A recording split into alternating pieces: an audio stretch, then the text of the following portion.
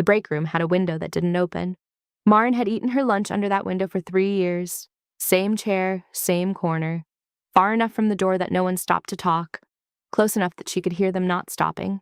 She unwrapped her sandwich. She folded the paper into a small square, the way she always did. And she ate, looking out at a parking lot. 49 years old. A name on a plastic badge. A chair in the corner that nobody else wanted. She used to be a woman people looked at. She was fairly sure of that. There had been years, a husband, a house, 2 children who needed her for everything, when being alone was the one thing she never got. Back then, the problem was the noise. She used to dream about a quiet room. Now she had the quiet room. The room was very quiet. The divorce had been final since March. It hadn't ended in a fight. It ended the way the tide goes out. Slowly. So slowly you don't notice. And then one day you're standing on the wet sand, alone, wondering where all the water went. She had taken the job at the firm to have somewhere to be. That was the honest reason, not the paycheck, though she needed the paycheck. She needed a building that expected her at 9 a.m. Now she had the quiet room. The room was very quiet. The divorce had been final since March. It hadn't ended in a fight. It ended the way the tide goes out. Slowly. So slowly you don't notice. And then one day you're standing on the wet sand, alone, wondering where all the water went. She had taken the job at the firm to have somewhere to be. That was the honest reason, not the paycheck, though she needed the paycheck. She needed a building that expected her at 9 a.m. So she came at 9, she did her work, she ate her sandwich under the window that didn't open, and she had decided, quietly, the way a woman decides things at 49, that the part of her life where somebody actually looked at her was over. That was the true thing. Not, I'm lonely. Something older and flatter than lonely. Nobody's looking at me anymore, and that's fine. I'll be fine. She told herself that a lot. Nobody's looking. That's fine. The new man started in October. His name was Daniel. He worked in accounts down at the end of the hall, in the office with the broken blind. Maren knew his name from one company email and nothing else. She didn't think about him at all, which, that autumn, was the kindest thing she had to offer anyone. The first time he just sat down. Not at her table. 2 tables over. He had his own lunch and a paperback book, folded back on itself. He nodded at her once. He read. He left. The second time was the same. Daniel 2 tables over with his book. A nod. Nothing more. The third time he spoke. That window's a crime, isn't it? He said. He didn't look up from the book. Sealed shut. A whole room full of people, all pretending they can breathe. Maren looked at the window. Then she looked at him. I've eaten under it for 3 years, she said. Then you're braver than me, Daniel said. He turned a page. I give it a month. That was all. He went back to his book. She went back to her sandwich. But she noticed something, and it annoyed her to notice it. She had said a whole sentence, out loud, to a person, at lunch, and the ceiling had not come down. He was not a charming man, and that was the thing she trusted about him. Charming men, Maren knew about. Charming was a thing a man did at you, like weather. Daniel wasn't doing anything at her. He was just there, 2 tables over, quietly bad at small talk and quietly good at leaving her alone in a way that didn't feel like being left alone. Over the next few weeks, she learned things about Daniel without trying to. She learned he drank his coffee black and complained about it being bad and drank it anyway. She learned he read the same kind of worn paperbacks she did, the spines all cracked white.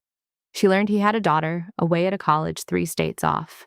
She heard him once, in the hall, on the phone with that daughter. His voice gone soft in a way Maren recognized right down to the bone. It was the voice of a parent talking to a child who has stopped needing them, and doesn't know it yet. She knew that voice. She'd been using that voice for 2 years. One Tuesday, it rained, hard enough to drum on the dead glass of the window that didn't open. Daniel sat down. 2 tables over, the way he always did, and he slid something across the empty space between them. A second cup of coffee. Black. You always get up for one around now, Daniel said. Saves you the trip. Maren looked at the cup of coffee. It was such a small thing, a paper cup of bad machine coffee from down the hall. She would have been embarrassed to tell anyone how it landed in her chest, how she had to turn and look out at the parking lot for a moment, how she had to breathe and wait for her own face to settle before she could trust it again. And Daniel had been sitting 2 tables over, reading his book, paying enough attention to know the time of day she got up for coffee. Nobody's looking at me anymore, she'd told herself all spring. That's fine. Somebody was looking. Not the old way, not the way men used to look. He was looking the way you look at a person you've quietly decided is worth the small trouble of a second cup. Thank you, she said. Her voice came out steadier than she felt. It's coffee, Daniel said, and went back to his book. She drank it. It was terrible. She drank every drop. After that, it became a thing. Neither of them ever named it.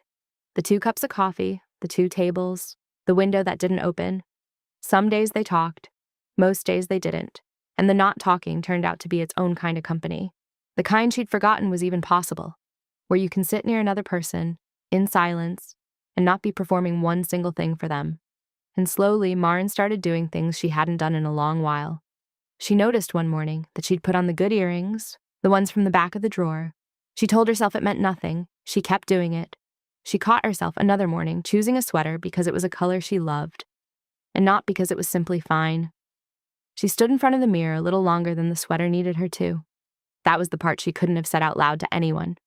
That underneath the flat, settled, sensible certainty that this was all over for her, there was a small, stubborn, embarrassing flicker, a thing she had folded up and packed away on purpose. Hope. She felt foolish for it. She felt foolish, and she kept hoping anyway. They talked more those weeks. She learned the daughter's name was Casey. He learned Maren had grown up 2 towns over.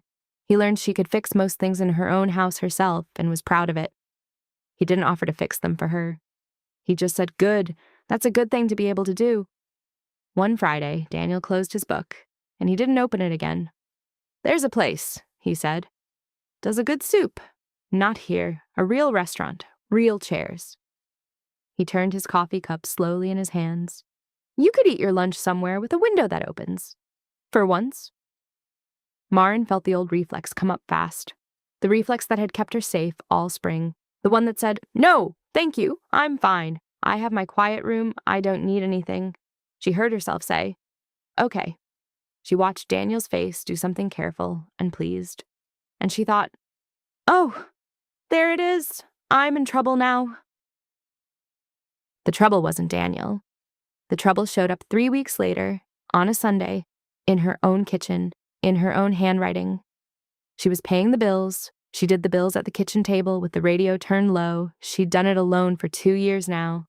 She'd done it for 20 years before that, too, while a husband watched television in the next room. She knew the rhythm of it cold, the mortgage, the insurance, the careful little columns of numbers that added up to a life she ran by herself.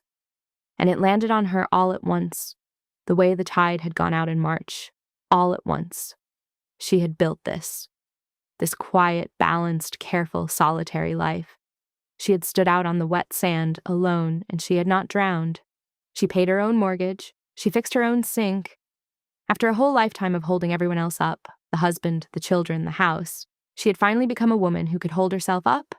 And now here was a kind man, with bad coffee and a worn paperback, asking her, gently, without even knowing that he was asking, to risk every bit of it.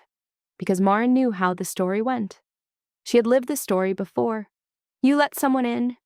You move your life around them, one small kindness at a time.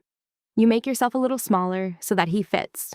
And then one day, the tide goes out again, and you are standing on the wet sand, older this time, with less time left to build it all back. I can't live through that twice. She didn't go to lunch on Monday. She ate at her desk. She didn't go on Tuesday either. Daniel found her on Wednesday, in the hall by the office with the broken blind. He didn't ask where she'd been.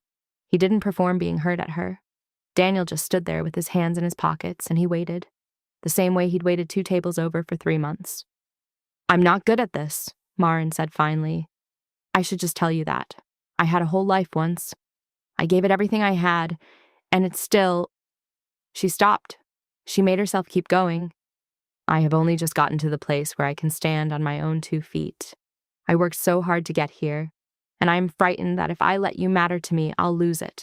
All of it. The standing on my own, I'll lose that part of me again.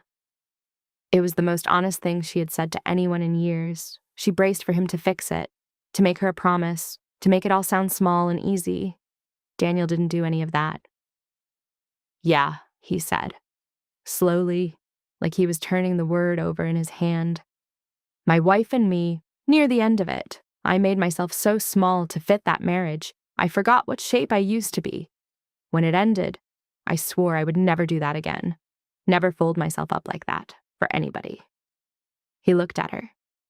"I'm not asking you to fold up, Marin. I don't want you smaller. I have been sitting 2 tables over, watching you stand on your own for 3 months. And it is the best thing I have ever seen. I am not asking to stand in front of you. I'm not asking to stand over you. A breath. I'm asking if you'd let me stand beside you. That's all. Just beside you." Behind them, the break room was full of people pretending they could breathe. Marin found that, standing in that hallway, she could breathe just fine. They didn't fall into anything. That wasn't the kind of people they were, and it wasn't the kind of thing this was. They went to the place with the good soup. Marin sat in a real chair by a window that opened, and the cold air came in off the street, alive and moving. And she had forgotten how that even felt. Air that moved, air that wasn't sealed inside a quiet room. Daniel didn't move into her house. Marin didn't fold up her careful columns of numbers to make room for him. They were 2 people who had each, on their own, the hard way, learned how to stand. And now they were simply, and it took her a long while to trust the word, standing near each other. On purpose. Some Saturdays, Daniel fixed things at her place that she could have fixed herself. She let him. Not because she needed him to, because she had decided that letting a person be kind to you was not the same thing as becoming small for them. That was a thing she was still learning. He was patient with her about it. Some evenings, Marin read on one end of the couch and Daniel read on the other. 2 worn paperbacks, 1 lamp between them.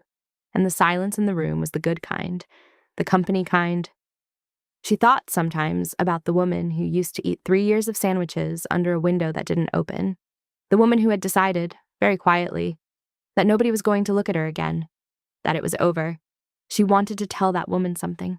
She was never quite sure what. Maybe only this. Somebody's going to look. Hold on a little longer than you think you can. One night, Daniel looked up from his book. "What?" Marin said. "Nothing." He went back to reading, then not looking up. "Just glad you're here, that's all." It was such a small thing, a few plain words from the worn end of an ordinary evening.